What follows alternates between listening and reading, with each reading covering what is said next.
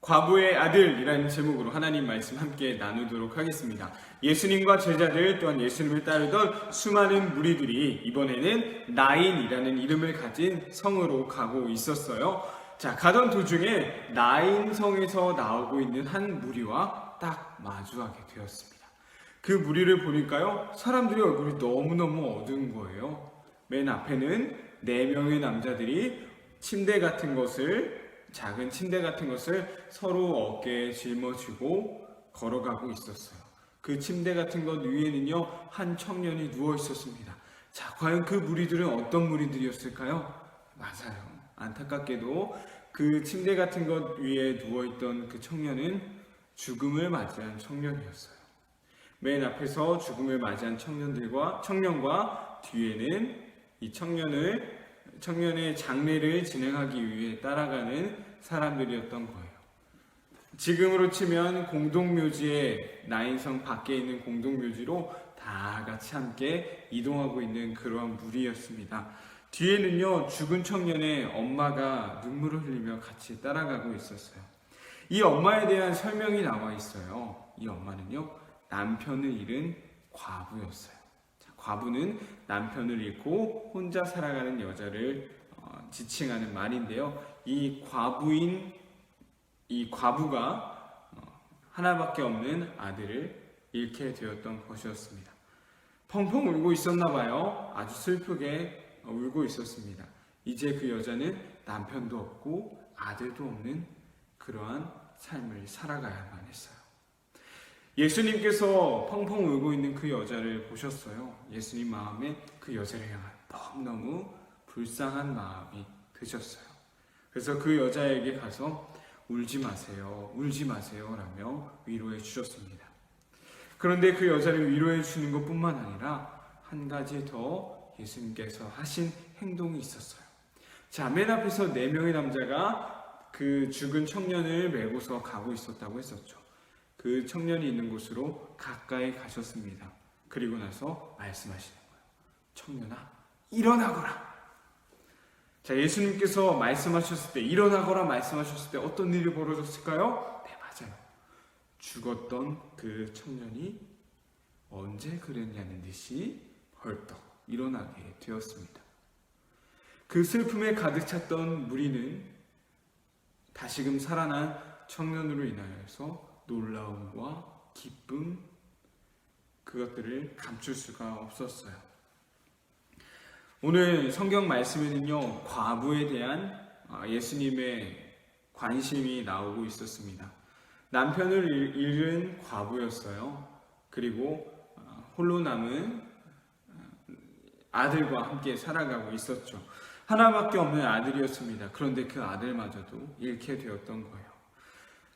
지금으로 치면 참 어떠한 희망도 없는, 소망도 없는 그야말로 이 세상에서 가장 불쌍한 인생이 바로 이 과부의 인생이었습니다. 그 당시는 더욱더 심했어요. 남편도 잃고 자식도 잃고 이제 홀로 이 세상에서 살아가야 할, 이 세상에서 가장 불쌍한 여자가 바로 이 과부였던 것이죠. 예수님의 관심이 바로 이곳에 있었습니다. 그래서 그 여인을 위로해 주셨고 죽은 아들을 살려주셨어요. 예수님의 관심이 어디 있었는지 우린 다시 한번 기억해 볼 필요가 있는 것 같아요. 불쌍한 그 과부에게, 아무런 소망도 아무런 희망도 없는 그 과부에게 예수님은 관심을 쏟으셨다라는 것이죠. 예수님께서 이처럼 불쌍하고 아무런 소망 없는 이 과부에게 관심을 주셨던 이유는 무엇일까요? 그것은요, 바로 예수님께서 이 땅에 오신 이유이기 때문이에요. 불쌍한 자에게 다가가 위로하시고 새 희망을 주시는 것이 바로 예수님께서, 하나님이신 예수님께서 이 땅에 오신 이유다라는 거예요. 그 말씀이 누가복음 4장 18절부터 19절에 있는데요. 전도사님이 그 말씀을 한번 읽어주도록 하겠습니다.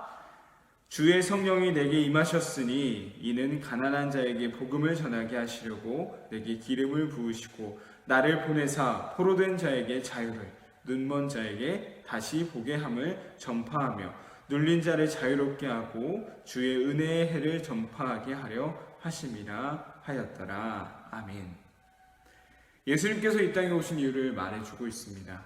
가난한 자에게 복음을 전하게 하시려고, 포로된 감옥에 갇힌 자들에게 자유를 주시려고, 눈이 멀어 앞을 볼 수 없는 사람들에게 다시 볼 수 있도록 하시기 위해서, 자유롭게 하시기 위해서 이 땅에 오셨다라는 거예요.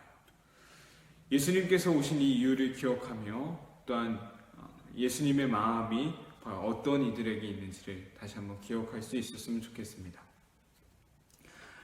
그 예수님의 관심이 바로 우리의 관심이 되기 원하고, 예수님께서 자유를 선포하시는 그곳에 바로 우리의 마음이, 우리의 뜻이 함께 할 수 있기를 간절히 소망합니다. 말씀 퀴즈 풀어보면서 오늘의 말씀을 다시 한번 정리해 보도록 할게요. 첫 번째입니다. 예수님과 무리들이 어디로 가고 있었다고 했나요? 예수님과 무리들이 한 성으로 가고 있었는데요. 그 성의 이름을 적어주면 되겠습니다.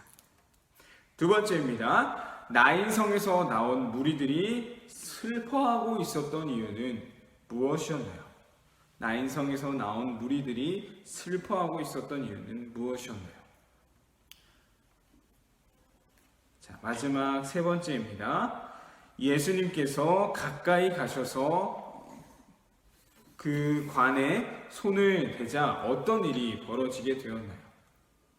예수님께서 가까이 가셔서 침대 같은 그 청년이 죽어있는 청년이 누워있는 그곳에 손을 대시자 어떤 일이 벌어지게 되었나요? 네, 오늘의 말씀 잘 퀴즈를 통해서 정리해 볼 수 있었으면 좋겠습니다. 예수님께서 나인성 과부의 마음을 헤아려 주시고 위로해 주시고 새로운 소망을 주셨어요. 우리의 소망 되시는 그 예수님의 마음이 어디 있는지를 기억하며 우리 또한 예수님과 한 마음을 품고 살아갈 수 있는 유년부 친구들 되기를 소망합니다.